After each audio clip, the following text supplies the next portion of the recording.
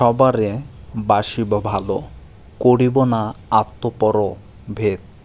সংসারে গড়িব এক নতুন সমাজ, মানুষের সাথে কবু মানুষের রবে না বিচ্ছেদ।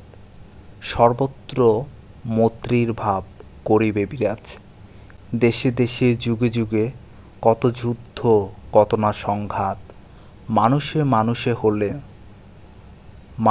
মানুষে হলো কত হানাহানি। এবার মোদের পুণ্যের সমুদিবে প্রেমের প্রভাত। সোল্লাসে গাহিবে সবে সৌহার্দ্যের বাণী।